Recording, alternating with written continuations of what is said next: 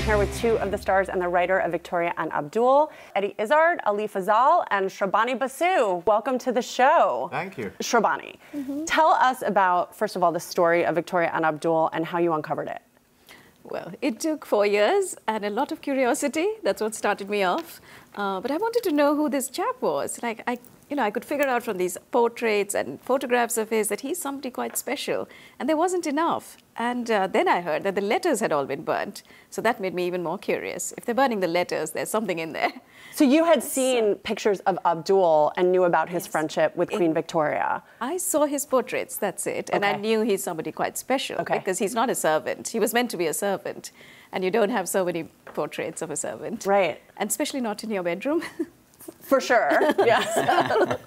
So that was a starting point. And then, of course, I said, well, what do I do? So I said, go to the top. So I went to Windsor Castle and I asked to see her journals. And then I asked to see her Hindustani journals, which are these journals in Urdu, where she learned. I thought it would be a little exercise book. And this lady got in a trolley with 13 volumes. Oh, my God. So I was there for a long time. And, well, that, really brought the relationship alive for me. So, Ali, let's talk about your character. So, Victoria, obviously, we should mention, is played by Dame Judi Dench, amazingly. You have, a very extensive background in Bollywood. This is a big Hollywood movie for you. What was it like, and what was it like playing against Judi Dench? It just doesn't get better. Yeah. Doesn't get better. I mean, it's Stephen Frears, it's, Judi Dench, Eddie Izzard, Michael Gambon, Tim Pigott-Smith, the whole lot. And then I walk in and I'm like, oh my God, I got to really, really up my game and sort of keep up. Yeah. But also, I love that there was this honest relationship that Judi and I sort of began on, I remember walking in, day one. We met for lunch. It was almost like an Indian arranged marriage setup, It's literally, the parents are sitting, somewhere there. And both of us are in this lovely countryside restaurant. And she just gave me the warmest hug.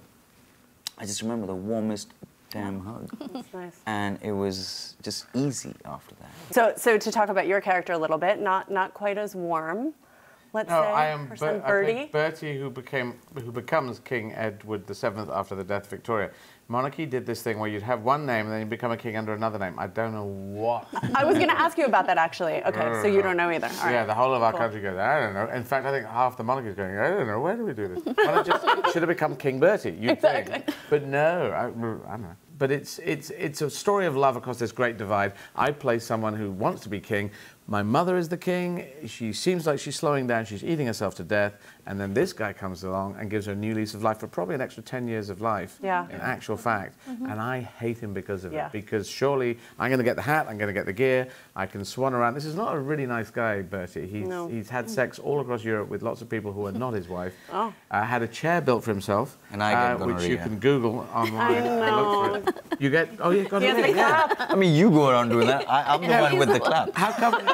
Abdul. No. Yes, Abdul Kareem, yes. But Judy's great because it is a Queen Lear of a role. It is just so good. If she's not nominated, I will eat my hat. I don't have a hat, but it's that good. And I watched her because I was looking for any hint of anything. It's just so watchable.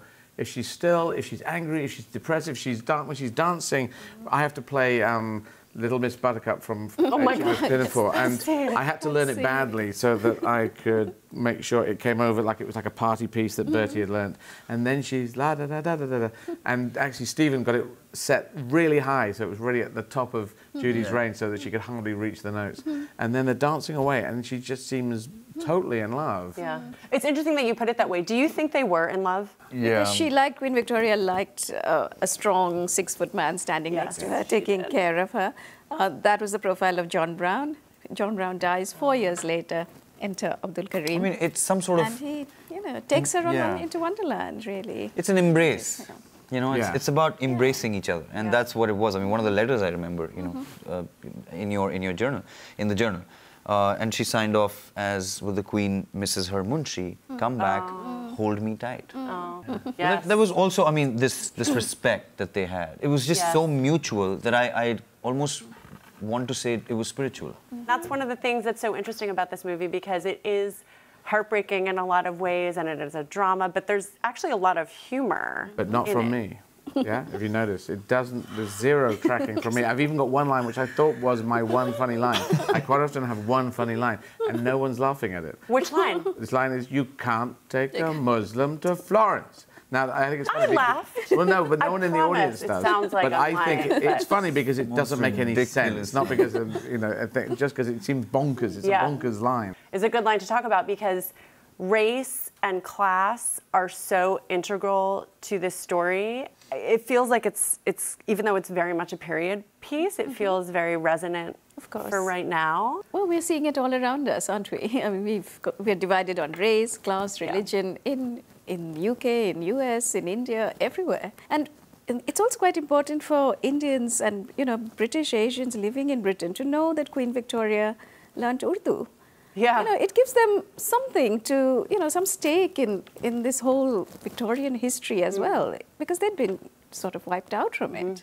So I think it's important at several levels. Was it tempting to just break out into a James Bond accent and talk to Judi Dench like that sometimes? She actually, her phone has got ba-da, ba-da, ba-da, da-da, really loud on her phone. So when it rings, it just goes off the James Bond theme, kicks out at force 10 from Never Own. It really is loud, which is fun. It's just, That's so cool. She is cool. She's cool. Like, what's your coolest Judi Dench story from the set? Sorry, I'm just going to say this again. Go on. She pulls out a fidget spinner.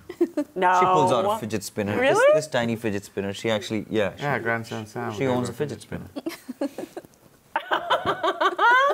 My one was dancing to Ray Charles' track, What I Say, in the makeup track, having just de-rigged, because I put on a lot of weight and I had to have a lot of clothes I was wearing and everything. And once I got all that off, and she's got everything that she was wearing off, and I was dancing to this Ray Charles, I just had it playing on my iPhone, and then she starts dancing as well. And I realized this was a teenage girl I'm dancing with, because she's in touch with that. She's still, that's her chassis, as a young girl who can play a woman who's lived a life, but can also play light, young, old, everything, all those emotions she can get to. But we were just dancing away in the makeup track. Thank you guys so much for being here. Victoria and Abdul is in theaters in New York and LA September 22nd and everywhere October 6th.